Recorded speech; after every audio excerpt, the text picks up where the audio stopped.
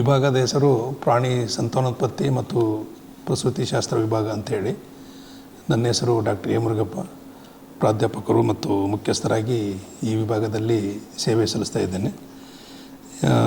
ನಮ್ಮ ವಿಭಾಗದಲ್ಲಿ ಇರ್ತಕ್ಕಂಥ ಸ್ಟಾಫ್ ಮೆಂಬರ್ಸ್ ಅಂತಂದರೆ ಡಾಕ್ಟರ್ ಚೇತನ್ ಶರ್ಮಾ ಅಂಥೇಳಿ ಅವರು ಸಹಾಯಕ ಪ್ರಾಧ್ಯಾಪಕರು, ಮತ್ತು ಡಾಕ್ಟರ್ ಸಂತೋಷ್ ಹಿಂದೆ ಅಂಥೇಳಿ ಇವರು ಸಹಾಯಕ ಪ್ರಾಧ್ಯಾಪಕರು, ಮತ್ತು ಡಾಕ್ಟರ್ ಸುಚಿತ್ರಾ ಇವರು ಸಹಾಯಕ ಪ್ರಾಧ್ಯಾಪಕರು.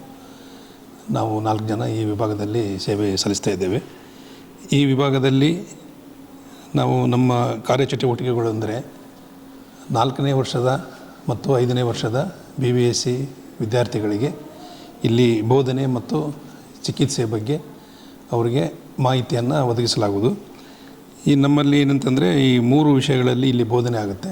ಒಂದು ಪ್ರಾಣಿ ಸಂತಾನೋತ್ಪತ್ತಿ ವಿಷಯಕ್ಕೆ ಸಂಬಂಧಪಟ್ಟ ಹಾಗೆ, ಮತ್ತು ಪ್ರಸೂತಿ ಶಾಸ್ತ್ರ ವಿಭಾಗಕ್ಕೆ ಸಂಬಂಧಪಟ್ಟ ಹಾಗೆ, ಮತ್ತು ವೀರ್ಯದ ಬಗ್ಗೆ ಅವರಿಗೆ ಸಮಗ್ರ ಮಾಹಿತಿಯನ್ನು ಮಾಡಿಕೊಡಲಾಗುವುದು. ಈ ಬೋಧನೆ ನಂತರ ಅವರಿಗೆ ಚಿಕಿತ್ಸೆಗೆ ಅವರನ್ನು ಒಳಪಡಿಸಿಕೊಳ್ಳೋದ್ರಿಂದ ಮತ್ತು ಅವರಿಗೆ ಪ್ರಾತ್ಯಕ್ಷಿಕವಾಗಿ ಅಂದರೆ ಪ್ರಾಕ್ಟಿಕಲ್ಲಾಗಿ ಅವರಿಗೆ ಇದರ ಬಗ್ಗೆ ಮಾಹಿತಿಯನ್ನು ಕೊಡಲಾಗುವುದು. ಮೂಲತಃವಾಗಿ ನಾವೇನು ಮಾಡ್ತೇವೆ ಅಂತಂದರೆ ಇಲ್ಲಿ ಪ್ರಾಣಿ ಸಂತಾನೋತ್ಪತ್ತಿ ವಿಭಾಗದಲ್ಲಿ ಮುಖ್ಯವಾಗಿ ಇಲ್ಲಿ ಕೃತಕ ಗರ್ಭಧಾರಣೆ ಮಾಡೋದು ಅಂದರೆ ಹೈನುರಾಸುಗಳಿಗೆ, ಅದು ಹಸು ಇರ್ಬೋದು ಅಥವಾ ಎಮ್ಮೆ ಇರ್ಬೋದು, ಇವಕ್ಕೆ ಕೃತಕ ಗರ್ಭಧಾರಣೆ ಮಾಡ್ತಕ್ಕಂಥ ಒಂದು ಚಟುವಟಿಕೆ ಕೂಡ ಇಲ್ಲಿದೆ. ಯಾಕೆಂದರೆ ಇದರಿಂದ ಈ ಸುತ್ತಮುತ್ತ ನಮ್ಮ ಪಶುವೈದ್ಯಕೀಯ ಮಹಾವಿದ್ಯಾಲಯದ ಸುತ್ತಮುತ್ತ ಇರುವ ಗ್ರಾಮಸ್ಥರಿಗೆ ಅನುಕೂಲ ಆಗುತ್ತೆ. ಇದು ಒಂದು ನಮ್ಮ ಒಂದು ಕಾರ್ಯಗಳಲ್ಲಿ ಒಂದಾಗಿದೆ. ಮತ್ತು ಅದೇ ನಂತರ ಗರ್ಭ ಪರೀಕ್ಷೆ ಮಾಡಲಿಕ್ಕೆ ಪ್ರಾಣಿಗಳನ್ನು ತಗೊಂಬರ್ತಾರೆ. ಅವು ದೊಡ್ಡ ಪ್ರಾಣಿ ಇರ್ಬೋದು ಅಥವಾ ಇಲ್ಲ ಅಂತಂದರೆ ಕುರಿ ಮೇಕೆನೂ ತೊಗೊಂಬರ್ತಾರೆ. ಮತ್ತು ಇನ್ನು ಸಾಕು ಪ್ರಾಣಿಗಳು ಅಂದರೆ ಪೆಟ್ ಅನಿಮಲ್ಸ್ ಅಂತಂದರೆ ಬೆಕ್ಕು, ನಾಯಿ ಇವುಗಳನ್ನು ಕೂಡ ಗರ್ಭ ಪರೀಕ್ಷೆಗೆ ತೊಗೊಂಬರ್ತಾರೆ. ಇಲ್ಲಿ ನಾವು ಗರ್ಭ ಪರೀಕ್ಷೆ ಮಾಡೋದಂತಂದರೆ ಈ ಸಣ್ಣ ಪ್ರಾಣಿಗಳಲ್ಲಿ ಅಲ್ಟ್ರಾಸೋನೋಗ್ರಫಿ ವಿಧಾನದ ಮೂಲಕ ಮಾಡೋದು. ಈ ದೊಡ್ಡ ಪ್ರಾಣಿಗಳಲ್ಲಿ ಅಂತಂದರೆ ನಾವು ಅದು ಕ್ಷೇತ್ರ ಪದ್ಧತಿ ಅಂತಂದರೆ ಅವನ್ನ ತಕ್ಷಣವಾಗಿ ಹೇಳಬೇಕಾಗತ್ತೆ. ನಾವು ಅದನ್ನು ಕೂಡ ಈ ಗುದದ್ವಾರದ ಮೂಲಕ ಪರೀಕ್ಷೆ ಮಾಡೋದ್ರ ಮೂಲಕ ತಕ್ಷಣ ಅವರಿಗೆ ಮಾಹಿತಿಯನ್ನು ಕೊಡಬೇಕಾಗುತ್ತೆ. ಮತ್ತು ಅದೇ ರೀತಿ ಪ್ರಾಣಿ ಸಂತಾನೋತ್ಪತ್ತಿಗೆ ಸಂಬಂಧಪಟ್ಟ ಹಾಗೆ ಆಯ್ತಿದ್ದು. ನಂತರ ಪ್ರಸೂತಿ ಶಾಸ್ತ್ರ ವಿಭಾಗ ಅಂದರೆ ಕೆಲವು ಸಾರಿ ಈ ಪ್ರಾಣಿಗಳು ಕರು ಹಾಕಬೇಕಾದ್ರೆ, ಮರಿ ಹಾಕಬೇಕಾದ್ರೆ ಅವಕ್ಕೆ ತೊಂದರೆ ಆಗುತ್ತೆ.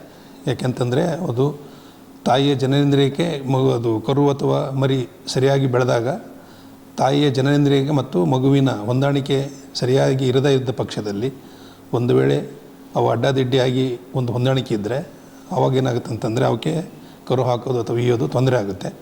ಅಂಥ ಪ್ರಾಣಿಗಳನ್ನು ಕೂಡ ಇಲ್ಲಿ ತಗೊಂಬಂದಾಗ ನಾವು ಅವಕ್ಕೆ ಚಿಕಿತ್ಸೆ ಮಾಡಬೇಕಾಗುತ್ತೆ.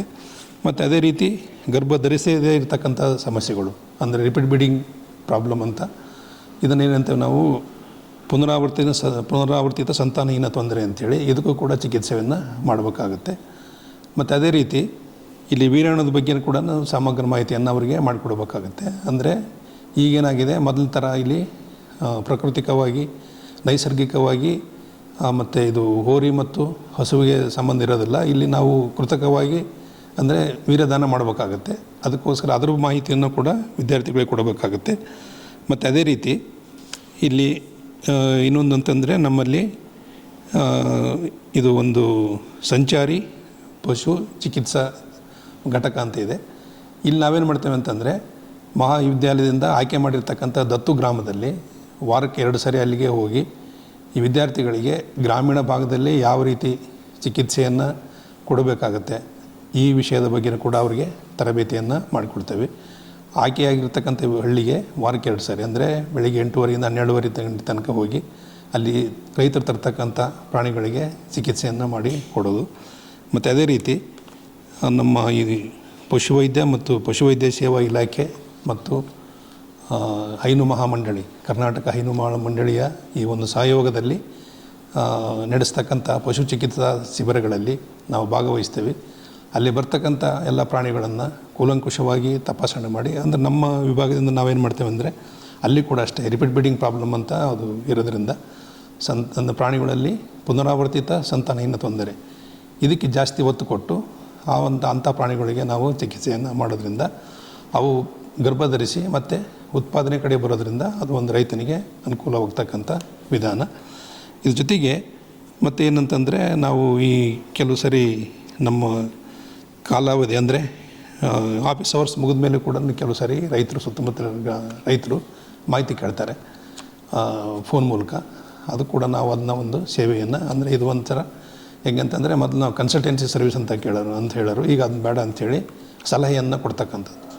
ನಾವೇನು ಮಾಡ್ತೇವೆ, ಅಲ್ಲಿ ಅವ್ರದ್ದು ಸಮಸ್ಯೆಯನ್ನು ಕೇಳಿ, ಇದು ಜಾಸ್ತಿ ಬರ್ತಕ್ಕಂಥ ಸಮಸ್ಯೆಗಳು ಅಂತಂದರೆ ವಂಶಾಭಿವೃದ್ಧಿ, ಇದು ಯಾವುದು ಪ್ರಸೂತಿ ಇದು ಸಂಬಂಧಪಟ್ಟಂಗೆ ಬರ್ತವೆ ಕೆಲವು ಸಾರಿ. ಆಮೇಲೆ ಇಲ್ಲಿ ಇನ್ನೊಂದು ಏನಂತಂದರೆ, ಕರು ಹಾಕಿದ ಮೇಲೆ ಈ ಮಾಂಸ ಬೀಳದೇ ಇರತಕ್ಕಂಥ ಒಂದು ಸಮಸ್ಯೆನೂ ಇರುತ್ತೆ. ಆಮೇಲೆ ಮೈ ಹೊರ ಬರೋದು ಅಂತ, ನೆನೆ ಹೊಂಡೋದು ಅಂತ ಹೇಳ್ತಾರೆ. ಈ ಎಲ್ಲ ಸಮಸ್ಯೆಗಳು ಕೂಡ ನಾವು ಇಲ್ಲಿ ಚಿಕಿತ್ಸೆಯನ್ನು ಮಾಡಿಕೊಡಲಾಗುವುದು. ಮತ್ತು ಇದ್ರ ಜೊತೆಗೆ ಕೆಲವು ಸರಿ ಏನು ಮಾಡ್ತಾರೆ ಅಂತಂದರೆ, ಈ ಪಶು ಆರೋಗ್ಯ ತಪಾಸಣಾ ಶಿಬಿರಗಳಲ್ಲಿ ಪಶು ಪ್ರದರ್ಶನ ಕೂಡ ಇರುತ್ತೆ. ಅಂಥ ಒಂದು ಸಮಯದಲ್ಲೇ ಕೂಡ ನಮ್ಮ ಒಂದು ಅಲ್ಲಿ ಚಟುವಟಿಕೆಗಳಿರ್ತವೆ. ಮತ್ತು ಕಾಫ್ ರ್ಯಾಲಿ ಅಂತ ಕರುಗಳ ಪ್ರದರ್ಶನ ಇರುತ್ತೆ. ಮತ್ತು ಹಾಲು ಕರೆಯುವ ಇದು ಸ್ಪರ್ಧೆ ಅಂತ, ಇಂಥ ಎಲ್ಲ ಕೂಡ ಈ ಸಮಗ್ರವಾದ ಎಲ್ಲ ಚಟುವಟಿಕೆಗಳನ್ನು ನಮ್ಮ ವಿಭಾಗದಲ್ಲಿ ನಾವು ಮಾಡ್ಕೊಂಡು ಹೋಗ್ತೇವೆ. ಎಲ್ರಿಗೂ ನಮಸ್ಕಾರ. ನನ್ನ ಹೆಸರು ಡಾಕ್ಟರ್ ಸುಚಿತ್ರಾ BR ಅಂತೇಳಿ, ಅಸಿಸ್ಟೆಂಟ್ ಪ್ರೊಫೆಸರ್, ಸಹಾಯಕ ಪ್ರಾಧ್ಯಾಪಕರಾಗಿ ಇಲ್ಲಿ ವರ್ಕ್ ಮಾಡ್ತಾಯಿದ್ದೀನಿ. ಇಲ್ಲಿ ಎಲ್ಲ ಥರದ ಸರ್ ಹೇಳ್ದಂಗೆ ಪ್ರಸೂತಿ ಮತ್ತು ಸಂತಾನೋತ್ಪತ್ತಿ ಏನೇ ತೊಂದರೆ ಇದ್ರೂ ಅದಕ್ಕೆ ಟ್ರೀಟ್ಮೆಂಟ್ ಜೊತೆಗೆ ಈಗ ಒಂದು ಸ್ವಲ್ಪ ಅನಿಮಲ್ಸಲ್ಲಿ ಹಸುಗಳಲ್ಲಿ ಏನಾಗುತ್ತೆ, ರಾಸುಗಳಲ್ಲಿ ಕರು ತೆಗಿಲಿಕ್ಕೆ ಟ್ರೈ ಮಾಡ್ತೀವಿ, ಆಗಲೇ ಇಲ್ಲ ಅಂತಂದಾಗ ಅದಕ್ಕೆ ಆಪ್ರೇಷನ್, ಸಿಸೇರಿಯನ್ ಸೆಕ್ಷನ್ ಅಂತ ಆಪ್ರೇಷನ್ ಮಾಡ್ತೀವಿ. ಹಸುಗಳಲ್ಲಿ ಅಷ್ಟೇ ಅಲ್ಲ, ಮೇಕೆ, ಕುರಿ, ಯಾವುದೇ ಒಂದು ಸ್ಪೀಶೀಸಲ್ಲಿ ಥರ ಪ್ರಾಣಿಗಳಲ್ಲಿ ತೊಂದರೆ ಆದ್ರೂ ಕರು ತೆಗಿಲಿಕ್ಕೆ ಅಥವಾ ಮರಿ ತೆಗಿಲಿಕ್ಕೆ ಕೊನೆಗೆಲ್ಲ ಟ್ರೈ ಮಾಡಿ ಅದು ಮರಿ ಬರದೇ ಇರೋವಂಥ ಸಮಯದಲ್ಲಿ ಅದು ಎಲ್ಲ ರಾಸುಗಳಲ್ಲಿ ಸಿಸೇರಿಯನ್ ಸೆಕ್ಷನ್ ಅಂತ ಆಪ್ರೇಷನ್ ಮಾಡ್ತೀವಿ. ಪೆಟ್ ಅನಿಮಲ್ಸ್ ಅಂದರೆ ನಾಯಿಗಳು, ಸಾಕು ಪ್ರಾಣಿಗಳು, ನಾಯಿ ಮತ್ತು ಬೆಕ್ಕು, ರ್ಯಾಬಿಟ್ಸ್, ಅದು ಎಲ್ಲದಕ್ಕೂ ಏನಾದರೂ ತೊಂದರೆ ಆಗಿ ಮರಿ ಹೊರಗಡೆ ಬರಲೇ ಇಲ್ಲ, ಟ್ರೀಟ್ಮೆಂಟ್ ಎಲ್ಲ ಟ್ರೈ ಮಾಡಿದ್ರು ಅಂತಂದರೆ ಎಷ್ಟೊಂದು ರೀಸನ್ಸ್ ಇದೆ ಅದು ಮರಿ ಬರದೇ ಇರೋದಕ್ಕೆ. ಅದಕ್ಕೆಲ್ಲ ಟ್ರೀಟ್ಮೆಂಟ್ ಮಾಡಿನೂ ಮರಿ ಬರಲಿಲ್ಲ ಅಂತಂದಾಗ ಅಂಥ ಅನಿಮಲ್ಸಲ್ಲೂ ನಾವು ಆಪ್ರೇಷನ್ನ ಮಾಡ್ತೀವಿ, ಸಿಸೇರಿಯನ್ನು. ಈಗ ಸಂತಾನೋತ್ಪತ್ತಿ ಅಂದರೆ ಕಡಿಮೆ ಮಾಡಲಿಕ್ಕೆ ಅಥವಾ ಅನಿಮಲ್ ಬರ್ತ್ ಕಂಟ್ರೋಲ್ ಅಂತ ಹೇಳ್ತೀವಿ, ಆ ಥರ ಮಾಡಲಿಕ್ಕೆ ಈವನ್ ನಾಯಿಗಳಲ್ಲಿ ಅಥವಾ ಬೆಕ್ಕುಗಳಲ್ಲಿ ಆಪ್ರೇಷನ್ ಮಾಡಿ ಗರ್ಭಕೋಶ ತೆಗೆದುಬಿಟ್ರೆ ಅದು ಹೀಟಿಗೂ ಬರೋದಿಲ್ಲ ಮತ್ತು ಅದು ಪ್ರೆಗ್ನೆಂಟ್ ಆಗೋಕ್ಕೂ ಚಾನ್ಸ್ ಇಲ್ಲ. ಆ ಥರ ಆಪ್ರೇಷನ್ಸನ್ನು ಮಾಡ್ತೀವಿ. ಮತ್ತು ಗಂಡು ಬೆಕ್ಕುಗಳಿಗೂ ಇಲ್ಲಿ ಕ್ಯಾಸ್ಟ್ರೇಷನ್ ಅಂತ ಒಂದು ಪ್ರೊಸೀಜರ್ ಇದೆ, ಅಂದರೆ ಟೆಸ್ಟಿಕಲ್ಸ್ನ ತೆಗೆಯುವಂಥ ಒಂದು ಪ್ರೊಸೀಜರು, ಅದು ಆಪ್ರೇಷನ್ನು ಇಲ್ಲಿ ಮಾಡ್ತೀವಿ. ನನ್ನ ಹೆಸರು ಡಾಕ್ಟರ್ ಚೇತನ್ ಶರ್ಮಾಜಿ ಅಂತ. ಸೊ ಪಶುವೈದ್ಯಕೀಯ ಪ್ರಸೂತಿಶಾಸ್ತ್ರ ಸಂತಾನೋತ್ಪತ್ತಿ ವಿಭಾಗದಲ್ಲಿ ಸಹಾಯಕ ಪ್ರಾಧ್ಯಾಪಕರಾಗಿ ಕಾರ್ಯನಿರ್ವಹಿಸ್ತಾ ಇದ್ದೇನೆ.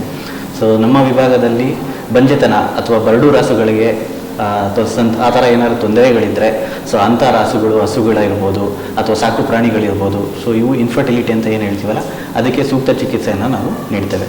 ಸೊ ಇನ್ಫರ್ಟಿಲಿಟಿನಲ್ಲಿ ಸಾಕಷ್ಟು ಥರದ ಬಂಜೆತನ ಅಥವಾ ಬರಡುತನ ಇದೆ.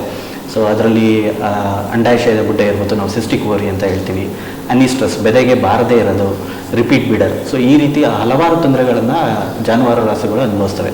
ಸೊ ಅವುಗಳಿಗೆ ಅವನ್ನ ತಪಾಸಣೆ ಮಾಡಿ ಅಲ್ಟ್ರಾಸೋನೋಗ್ರಫಿ ಹಾಗೂ ಕೆಲವು ಹಾರ್ಮೋನ್ಗಳ ಎಸ್ಟಿಮೇಷನ್ ಕೂಡ ನಾವು ಮಾಡಿಸಿ, ಸೊ ಅದರಲ್ಲಿ ಏನು ತೊಂದರೆ ಇದೆ ಅಂತ ಕಂಡುಹಿಡಿದು ಅದಕ್ಕೆ ಸೂಕ್ತವಾದ ಚಿಕಿತ್ಸೆಯನ್ನು ನೀಡ್ತೀವಿ.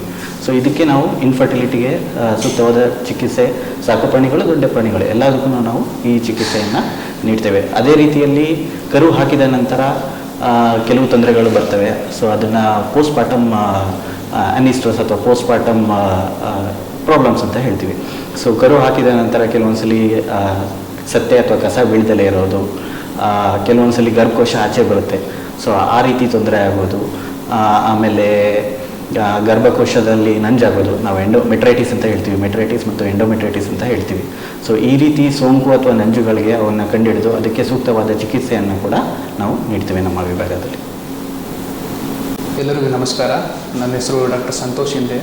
ನಾನು ಈ ಪಶುವೈದ್ಯಕೀಯ ಪ್ರಸೂತಿ ಮತ್ತು ಸಂತಾನೋತ್ಪತ್ತಿ ವಿಭಾಗದಲ್ಲಿ ಸಹಾಯಕ ಪ್ರಾಧ್ಯಾಪಕನಾಗಿ ಕೆಲಸವನ್ನು ಮಾಡ್ತಾಯಿದ್ದೀನಿ. ಸೊ ಇವತ್ತು ನಾನು ನಮ್ಮ ಈ ವಿಭಾಗದಲ್ಲಿ ಅಲ್ಟ್ರಾಸೋನೋಗ್ರಾಫಿ ಫೆಸಿಲಿಟಿ ಕೂಡ ನಾವು ಇಟ್ಕೊಂಡಿದ್ದೀವಿ.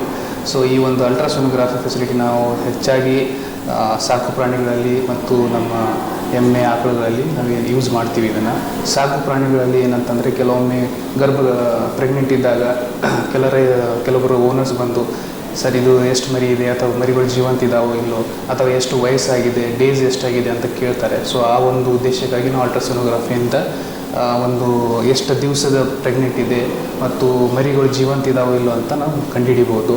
ಯಾಕಂದರೆ ನಾವು ಈ ಅಲ್ಟ್ರಾಸೋನೋಗ್ರಫಿಯಲ್ಲಿ ಹೃದಯ ಬಡಿತನ ನೋಡಿಕೊಂಡು ನಾವು ಮರಿಗಳು ಜೀವಂತ ಇದಾವಿಲ್ಲ ಅಂತ ನಾವು ಅದನ್ನು ಕಂಡುಹಿಡಿಬೋದು. ಅದನ್ನು ನಾವು ರೈತರಿಗೆ ಸಲಹೆಯನ್ನು ನೀಡ್ತೀವಿ. ಜೊತೆಯಲ್ಲಿ ಈ ಒಂದು ಅಲ್ಟ್ರಾಸೋನೋಗ್ರಫಿಲಿ ಹಲವಾರು ಥರದ ಒಂದು ತೊಂದರೆಗಳಲ್ಲಿ ಗರ್ಭಕೋಶದಿಂದ ಸಂಬಂಧಪಟ್ಟಂಥ ತೊಂದರೆಗಳನ್ನು ಕೂಡ ನಾವು ಕಂಡುಹಿಡಿಬೋದು. ಕಂಡುಹಿಡಿದು ಅದಕ್ಕೆ ಸೂಕ್ತವಾದ ಚಿಕಿತ್ಸೆಯನ್ನು ನೀಡ್ಬೋದು. ಕೆಲವೊಂದು ಗಂಡು ನಾಯಿಗಳಲ್ಲಿ ಒಂದು ಪ್ರೋಸ್ಟಾಟಿಕ್ ಹೈಪರ್ಪ್ಲೇಷಿಯಾ ಅಂತ ಒಂದು ಕಂಡೀಷನ್ ಇದೆ. ಆಮೇಲೆ ಬೀಜಗಳ ಅಥವಾ ಈ ಒಂದು ಆರ್ಕೈಟಿಸ್ ಅಂತ ಹೇಳ್ತೀವಿ, ಅದು ಒಂದು ಕಂಡೀಷನ್ ಥರ ಬರ್ತವೆ. ಅದನ್ನು ಕೂಡ ನಾವು ಈ ಒಂದು ಅಲ್ಟ್ರಾಸೋನೋಗ್ರಫಿಯಿಂದ ಕಂಡುಹಿಡಿದು ಅದನ್ನು ಸೂಕ್ತ ಚಿಕಿತ್ಸೆನ ನೀಡಿಸ್ಬೋದು. ಸೊ ಹಾಗಾಗಿ ನಾನು ಎಲ್ಲ ವೀಕ್ಷಕರಿಗೆ ಹೇಳೋದೇನಂತಂದರೆ, ತಮ್ಮ ಜಾನುವಾರುಗಳಿಗೆ ಯಾವುದೇ ಒಂದು ಗರ್ಭಕೋಶದ ಸಂಬಂಧಪಟ್ಟಂಥ ಏನಾದರೂ ತೊಂದರೆಗಳಿದ್ದರೆ ದಯವಿಟ್ಟು ಈ ಒಂದು ಪಶುವೈದ್ಯಕೀಯ ಮಹಾವಿದ್ಯಾಲಯ ಶಿವಮೊಗ್ಗಕ್ಕೆ ಭೇಟಿ ನೀಡಿ ತಮ್ಮ ಜಾನುವಾರುಗಳನ್ನು ಸೂಕ್ತ ಚಿಕಿತ್ಸೆ ನೀಡಬೇಕಂತ ಕೇಳ್ಕೊಳ್ತೇನೆ.